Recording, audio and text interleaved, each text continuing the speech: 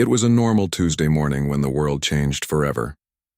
Captain Lisa Morgan sat in the control room of Earth Defense Force headquarters, sipping her coffee. The big screens on the wall showed the usual satellite views of Earth, peaceful and blue. Lisa had joined the EDF 10 years ago because she believed aliens existed, but she never thought they would come like this.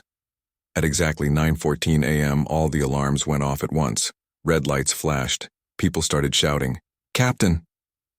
3 unknown objects just entered Earth's atmosphere, yelled Jack Harris, the radar specialist. His face was pale as he looked up from his screen. Lisa dropped her coffee mug. It smashed on the floor. "Where are they heading?" "Boston, Sydney, and Shanghai," Jack said. His voice shook. Lisa rushed to the main screen. "Show me." The screen changed to show 3 glowing objects breaking through the clouds. They were smooth and silver, shaped like arrowheads and bigger than football fields. They moved fast, too fast for Earth's fighters to catch. First Officer Alan Wright grabbed a headset. "We need to warn those cities." But it was too late. The dozen alien ships stopped above each city. Then a bright blue light shot down from each ship. The light spread out like a dome over each city. Then the dome started to shrink. "What's happening?" Lisa whispered. The room went silent as they watched. The blue domes got smaller and smaller, crushing everything inside them. Buildings crumbled, cars flattened. When the blue light finally disappeared, there was nothing left but flat, empty ground where the cities had been.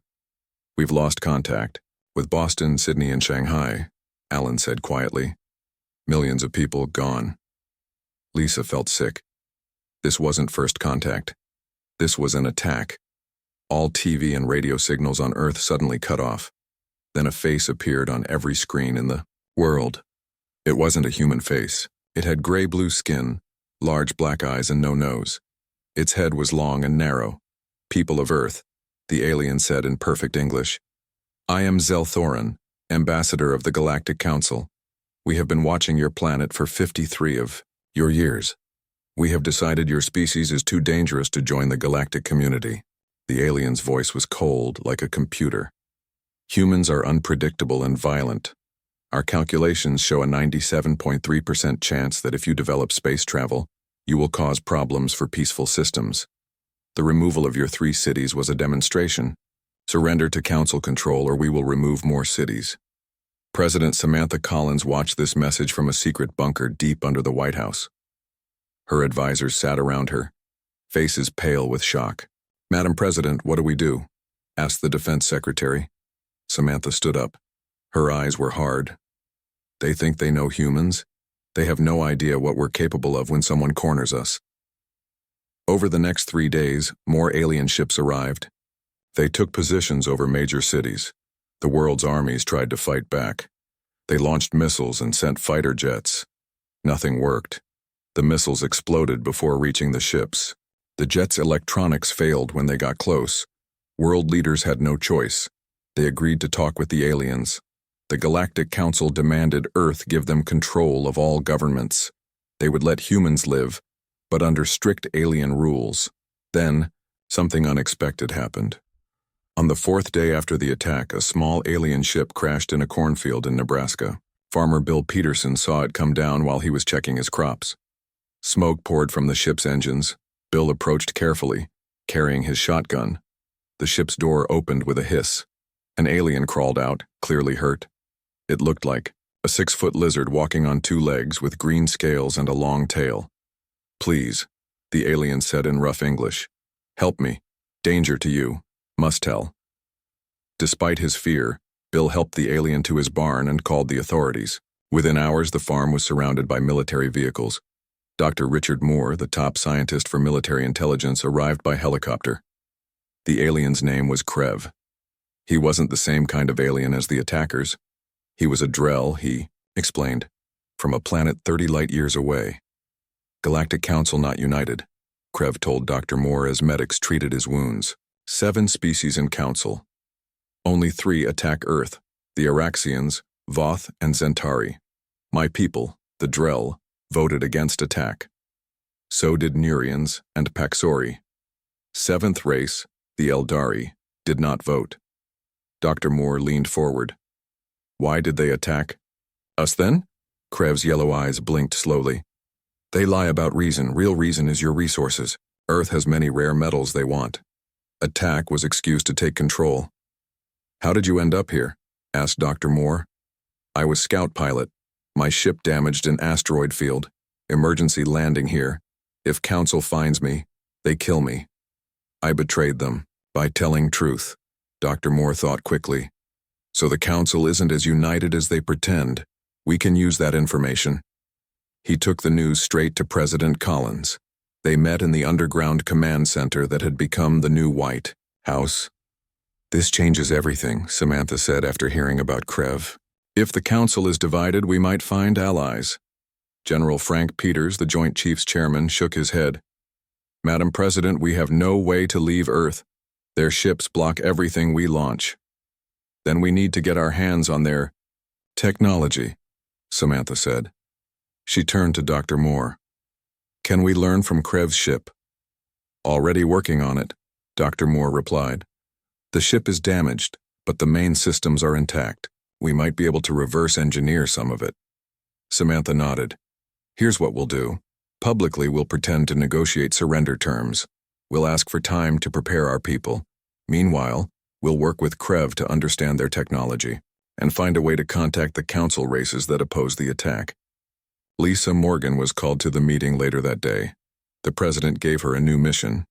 Captain Morgan, I'm putting you in charge of Project Phoenix. You will work directly with Dr. Moore and our new alien ally. Your goal is to develop a plan to fight back against the Council attackers. Lisa stood straight. Yes, Madam President. No one else knew, but deep below the Rocky Mountains, a secret plan was already taking shape. While the world thought Earth was preparing to surrender, humanity was actually planning its most daring move ever. The aliens had made a big mistake. They thought they were dealing with a weak, primitive species. They were about to learn that nothing is more dangerous than humans with their backs against the wall. 6 months passed after the alien attack. From the outside, Earth looked defeated. The aliens had built big bases on the moon. Every day, their ships came down to take Earth's metals and minerals. They used strange machines that could pull gold, platinum, and rare elements straight from the ground. Humans couldn't stop them. The Galactic Council made humans work for them. They promised not to destroy more cities if people cooperated. Most countries agreed to these terms. Council ships floated above major cities as a constant reminder of their power. But the aliens had made a big mistake. They thought humans had given up. They were wrong. Deep under the Rocky Mountains, in a secret base called Eagle Nest, humans were working day and night. The base was built years ago as a shelter for nuclear war. Now it was the center of Earth's secret fight against the aliens. Eric Bennett wiped sweat from his forehead as he tightened the last bolt on a strange metal device. It was the size of a car engine but glowed with soft blue light. Eric was the best engineer in America before the attack. Now he was in charge of the most important project in human history. Is it ready? Asked a voice behind him. Eric turned to see General Olivia Clark. She was a tall woman with short gray hair and hard eyes. Before the attack, she had led Special Forces missions. Now she was the head of the Human Resistance Forces. Yes, General. We just finished the final tests. Eric patted the glowing machine. It's not pretty, but it works. Does it really let us travel faster than light? Olivia asked. Eric nodded. We couldn't have done it without Krev's help. His ship had a broken FTL drive, but we figured out how. It works. We had to build some parts from scratch and use Earth materials, but the math checks out. How fast can our ships go with this? About 20 times the speed of light, Eric said. That's slow by Council standards, but it's enough for our mission. General Clark nodded. Good. President Collins is waiting for our report. They took an elevator down to level 9, the deepest part of the base. Inside a large meeting room, President Samantha Collins studied maps and reports. Dr. Richard Moore stood beside her, pointing at something on a screen. Madam President, General Clark said, the FTL drive is ready. Samantha looked up, hope in her eyes. Then Operation Silent Thunder can begin. Dr. Moore pressed a button on the wall. A large 3D image appeared in the middle of the room, showing 3 sleek spacecraft. "These are our ships," he explained. "We built them in secret underground facilities. Each one is about 200 feet long. They have stealth technology that should hide them from Council sensors." "And they can really leave our solar system?" Samantha asked. "Yes," Eric said. "We've installed the FTL drives in all 3 ships. We've named them Defiance, Vengeance, and Liberty." "What about weapons?" General Clark asked. "Each ship has energy weapons based on Krev's designs, not as powerful as Council warships, but enough to defend themselves if needed." President Collins stood up. "Let's bring in the mission commander." The door opened and Captain Lisa Morgan walked in. She wore a new black uniform with a patch showing Earth with wings. "Captain Morgan," Samantha said, "you've been chosen to lead this mission. Are you ready?" Lisa nodded. "Yes, Madam President. My crew and I understand what's at stake." "Tell me your plan again," Samantha said. Lisa pointed to the 3D map of the galaxy. "The 3 ships will leave Earth during a solar flare which should hide our energy signatures. We'll slip past the Council blockade and jump to FTL as soon as we're clear." She moved her finger to a star system. "Defiance, my ship, will head to Drell space to meet with their leaders. Krev will come with us as our guide. Vengeance will go to the Nurian homeworld, and Liberty to Paxori space. Your mission has 3 goals," President Collins said. "First, find allies among the Council races that opposed the attack on Earth. Second, gather intelligence on Council military strengths and weaknesses. Third, bring back any technology that might help us fight back." "How long will you be gone?" Dr. Moore asked.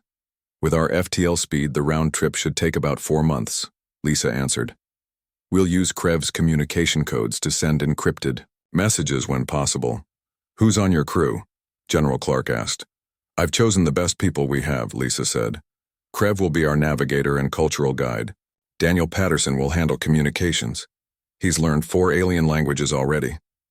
Grace Martinez is our weapons officer. She was a fighter pilot before the attack. And William Johnson is our science officer." The next 2 weeks were busy, with final preparations. The 3 ships were moved to a hidden launch facility in the mountains. The crews trained day and night for every possible situation. On launch day, Lisa gathered her crew for one last meeting on Earth. "What we're about to do has never been done before," she told them. "Humans have never left our solar system. We have one chance to get this right. If we're caught, the Council might decide humans are too dangerous to keep alive." She looked at each crew member. "But if we succeed, we might save our planet. Any questions?" Daniel Patterson raised his hand. "Captain, what if none of these alien races will help us?" "Then we gather all the intelligence we can and come home," Lisa said. "Earth will fight alone if we have to." Grace Martinez nodded. "We won't fail." The launch was timed perfectly. A massive solar flare erupted from the sun, sending radiation across the solar system. Council sensors would be blinded for about 20 minutes. The 3 ships rose silently from their mountain hideout. They accelerated quickly, racing past the moon on the opposite side from the Council base. Council patrol ships never saw them. Once past Mars, Lisa gave the order. "Activate FTL drive." The stars ahead seemed to stretch, like rubber bands. Then, with a flash of blue light, the Defiance vanished into the darkness. Vengeance and Liberty followed moments later. Humanity had taken its first step into the galaxy. The real fight for Earth was just beginning. 3 weeks of faster-than-light travel passed before the Defiance reached Drell space. The crew took turns sleeping and watching the ship's systems. Captain Lisa Morgan spent most of her time studying the information Krev had given her about the Drell. She needed to understand these aliens if she wanted them to help Earth. The Defiance slowed down near a beautiful green and blue planet called Corrivan. It orbited a small red star. Krev explained that his homeworld was mostly covered in jungles and shallow seas. "It's beautiful," Lisa said, looking at the planet on the main screen. Krev nodded. His scaly face showed what Lisa had learned was a smile. "Humans and Drell both love our home planets. This gives us something in common." Suddenly alarms went off. Daniel Patterson, the communications officer, looked up from his station. "Captain, we're being scanned by Drell defense systems." "Stay calm," Lisa ordered. "We expected this. Krev, are you ready?" The alien nodded. "Yes, Captain." A harsh voice came through the ship's speakers. It spoke in a language of clicks and hisses. "They say we have entered Drell territory without permission," Krev translated. "They want us to identify ourselves or they will fire weapons." "Open a video channel," Lisa said. Daniel pressed some buttons. "Channel open." Krev stepped in front of the camera and spoke in his native language. He explained who they were and why they had come. After a minute, the screen changed to show another Drell. This one wore ornate armor with colorful markings. "I am Commander Zex of the Drell Defense Force," the alien said in rough English. "Why have humans come to our world? Your species is under council control." Lisa stepped forward. "Commander, I'm Captain Lisa Morgan of Earth. We've come to ask for your help against the Araxians and their allies who attacked our planet." Krev told us the Drell opposed this attack. The commander's yellow eyes narrowed. "This is a serious matter. You will land at these coordinates. You will be met by guards. If you make any threatening moves, you will be destroyed." The screen went dark. "Well, that could have gone worse," Grace Martinez said from the weapon station. Lisa nodded. "At least they're willing to talk." The Defiance landed in a clearing surrounded by tall purple trees. The air outside was hot and humid, like Earth's tropical regions. Armed Drell soldiers surrounded the ship as the crew walked down the ramp. They all wore breathing masks, except Krev, since the planet's air had different gases than Earth. The Drell took them to a large building made of stone and metal. Inside, they met Grand Marshal Sevkorath, the leader of all Drell military forces. He was older than Krev, with faded scales and deep scars on his face. "So," Sevkorath said after, they sat around a large table. "Humans have managed to build faster than light ships despite council occupation. Impressive." "We had help," Lisa said, nodding to Krev. "But yes, we've been working in secret while pretending to submit to council control." William Johnson, the science officer, opened a computer tablet. "We've brought information to share with you. Technical. Details about council ships, bases, and weapons that we've observed on Earth." Sevkorath leaned forward with interest. "And what do you want in return?" "An alliance," Lisa said simply. "The Araxians, Voth, and Zentari attacked Earth without cause. Krev told us the Drell opposed this action but were outvoted. We believe that together we can stand against them." The Drell leader was quiet for a long time.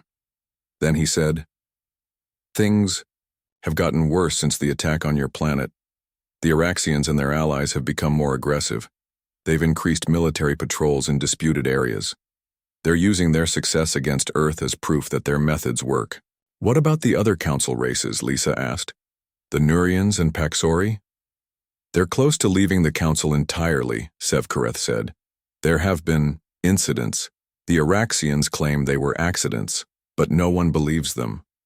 Grace spoke up. "Then help us fight back. Earth is just the beginning. If they succeed with us, your worlds could be next." The Drell leader looked at her with respect. "You speak like a Drell warrior. But what can Earth offer us? You are a young species with limited technology." This was the moment Lisa had prepared for. She nodded to William, who pressed buttons on his tablet. A hologram appeared above the table showing Earth technology that the Council knew nothing about. "Humans developed along different paths than Council races," Lisa explained. "We have technologies you haven't discovered, just as you have technologies we haven't discovered." William pointed to the hologram. "For example, our stealth systems work in ways the Council can't detect. We've developed weapons that target specific weaknesses in Council ship designs, and we have something else very important." "What is that?" Sevkorath asked. "Unpredictability." Lisa smiled. "The very thing the Araxians fear about us." For the next 3 days, the humans stayed on Korriban, sharing information and learning about Drell technology. Sevkorath introduced them to Drell scientists and military leaders. They discussed strategy and compared notes on Council weaknesses. Finally, Sevkereth called them to a formal meeting. "The Drell High Council has voted," he announced. "We will ally with Earth against the Araxian faction. However, this must remain secret for now. We will contact the Nurians and Paxori through secure channels." Lisa felt relief wash over her. This was what they had hoped for. "Thank you, Grand Marshal. Earth appreciates your support." "Don't thank me yet," the Drell leader said grimly. "This will not be an easy fight. The Araxians have the largest fleet in the Council." "What about the seventh race?" Daniel asked. "The Eldari?" Sevkereth made a clicking sound that Krev had taught them was a sign of uncertainty. "The Eldari are different. They rarely involve themselves in Council matters. They are ancient and powerful but prefer to watch rather than act." The next day, the Defiance left Karivan with new allies and new hope. They received encoded transmissions from Vengeance and Liberty. Both ships had also found success. The Nurians and Paxori were ready to join the alliance against the Araxians. As the Defiance traveled back toward Earth, Lisa recorded a message for President Collins. "Madam President, our mission has succeeded. We've formed an alliance with the Drell, and our other ships report that the Nurians and Paxori have agreed to help us as well. We're calling it the Alliance of Necessity. We're bringing back important technology and military information. The Council isn't as strong as they want us to believe. They have weaknesses we can exploit." She paused, thinking about what was coming next. "The hard part begins now. We need to prepare Earth for war while still pretending to be defeated. The Council must not suspect anything until we're ready to strike." Back on Earth, resistance efforts had grown stronger. Under General Clark's leadership, humans had been secretly gathering information about Council weaknesses. They had planted small devices on Council ships and bases that reported back to the Resistance. These devices were made to look like normal parts so the aliens never noticed them. President Collins received Lisa's message in the underground command center. After watching it, she gathered her top advisors. "The time for playing weak is almost over," she told them. "Earth has found allies among the stars. Now we prepare to take back our planet." No one in the Galactic Council suspected what was coming. They thought humans were a primitive, defeated species. They were about to learn how wrong they were. 1 year had passed since the aliens first attacked Earth. The Galactic Council thought they had won. They believed humans were weak and broken. Council ships moved freely around Earth, taking whatever resources they wanted. The alien commander, High General Vorex, had even started to reduce their military presence. He thought humans were no threat. "These primitives have accepted their place," Vorex told his officers during a meeting on their Mars base. He was an Araxian, with pale, blue skin and 4 arms. His species was the most powerful in the Council. "We can transfer 2 defense fleets to the Nurian border." His second-in-command looked worried. "Are you sure that's wise, High General? Some humans still resist our control." Vorex laughed. "Small groups with primitive weapons, they are no threat to us. Our technology is thousands of years ahead of theirs." That same day, in the underground command center on Earth, President Samantha Collins stood before the leaders of the human resistance. The room was packed with military officers, scientists, and government officials from countries around the world. "Today is the day we've been waiting for," Samantha said. Her voice was strong and clear. "Our ships have returned with allies and technology. The Council thinks we're beaten. They think we've given up. They're wrong." She nodded to General Olivia Clark, who stepped forward. "Operation Payback begins in 6 hours.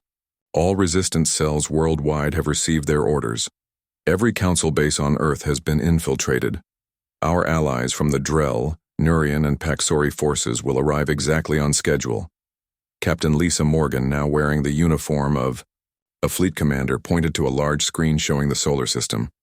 "The combined Alliance fleet will emerge from FTL travel here, near Mars. That's where the Council's main command center is located. At the same time, our forces on Earth will activate." "What about civilian casualties?" someone asked. "All resistance cells have clear orders," General Clark answered. This is a military operation against Council forces only. We fight for humanity, not against it. Across Earth, humans prepared in secret. Workers in Council mines placed small devices on alien machines. These devices would shut down the aliens' technology when activated. Resistance fighters hid near Council bases with weapons based on Drell designs. Doctors prepared medical facilities for wounded. Everyone had a role to play. In space, just beyond Saturn, a small fleet gathered. 3 Earth ships, Defiance, Vengeance, and Liberty, were joined by 20 Drell warships, 15 Nurian vessels, and 10 Pexori cruisers. It wasn't a large fleet compared to the full Council forces, but it was enough for this mission. On the bridge of the Defiance, Lisa looked at her crew. They had traveled farther than any humans in history. They had made first contact and formed alliances with alien species. Now they were about to lead the fight to free Earth. "All ships report ready, Captain," Daniel Patterson said from his communication station. Lisa nodded. "Tell them to prepare for FTL jump on my mark." She looked at the mission clock. In exactly 10 minutes, resistance cells on Earth would activate their devices to disable Council technology. The Alliance fleet needed to arrive at Mars at the exact same moment. "Grace, are weapons ready?" Lisa asked. Grace Martinez nodded from the weapons station. "All systems green, Captain. The new Drell upgrades are online. William, how are our shields?" William Johnson checked his science station. "Shields at maximum. The Nurian modifications are working perfectly." Lisa took a deep breath. "Krev, set course for Mars." The Drell navigator, now wearing an Earth Alliance uniform, entered the coordinates. "Course laid in, Captain." "All ships prepare for FTL jump," Lisa ordered. "In 5, 4, 3, 2, 1, jump." The stars stretched into lines as the fleet jumped to faster-than-light speed. The journey to Mars would take only minutes. On Mars, High General Vorex was reviewing resource reports when alarms suddenly blared. An officer rushed into the command center, his forearms moving in panic. "High General, our sensors detect multiple ships approaching from FTL." Vorex jumped to his feet. "What? That's impossible. Identify them." "I can't, sir. Our computer systems are acting strangely." Suddenly, the main screen activated by itself. Captain Lisa Morgan's face appeared. "This is Captain Morgan of the Earth Alliance vessel Defiance. Your unprovoked attack on our world has been answered. Your forces are surrounded. Surrender now, or be destroyed." Vorex couldn't believe what he was seeing. Humans weren't supposed to have this technology. They couldn't possibly have ships that could travel faster than light. "Your primitive ships are no match for Council technology, human," he said with a laugh. "This desperate move will only end with the destruction of your species." Lisa smiled, calmly.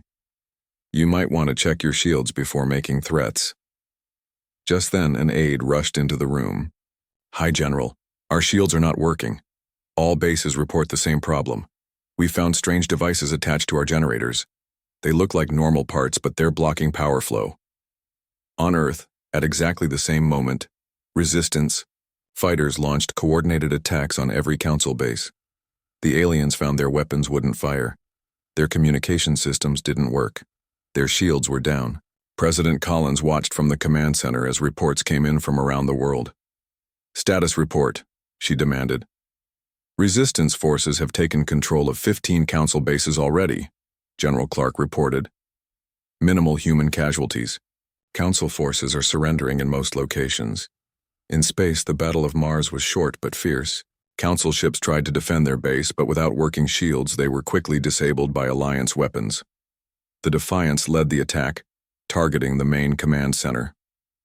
"Target their communication array," Lisa ordered. "Cut them off from the rest of the Council." Grace fired the ship's main weapons.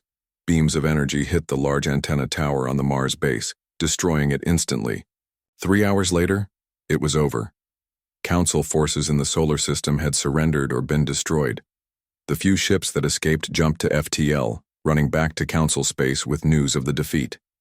In the Mars Command Center, now under Alliance, Control Captain Morgan and President Collins faced High General Vorex. The alien leader had been captured trying to escape. How? Forex asked, his voice shaking. How did primitives like you defeat council forces? You made a mistake many have made throughout human history, President Collins said. You thought technological superiority guaranteed victory. You forgot. The desperate people fighting for their homes are the most dangerous force in the universe. 1 week later, Captain Morgan and President Collins sent a message to the full Galactic Council Assembly. The message was broadcast from the captured Council base on Mars. People of the Galactic Council, President Collins began. 1 year ago, 3 of your member races attacked Earth without provocation.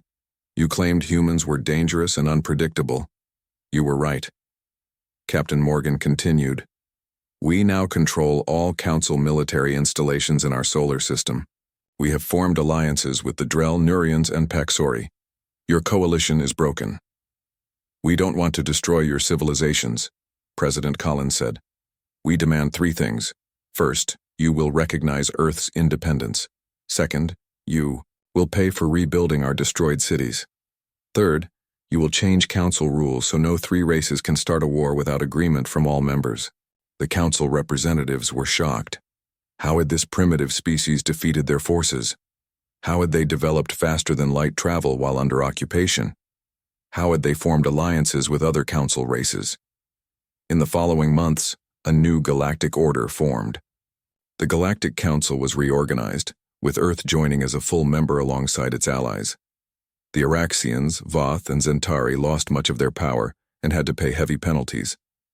Admiral Lisa Morgan, she had been promoted, became Earth's first representative to the new council. At the first meeting on the neutral world of Terminus, she met with leaders from 19 different species. The Eldari representative, a being made of pure energy, approached her. The ancient aliens rarely spoke to younger races, but this was a special occasion. We watched with great interest, the Eldari said in a voice that seemed to come from everywhere, at once. Your species did in 1 year what others failed to do in centuries. You broke the old order and forced positive change. Lisa smiled. Humans are good at surprising people. We look forward to seeing what humanity will bring to the galaxy in the years ahead, the Eldari said. The galaxy would never underestimate humans again. Thariend,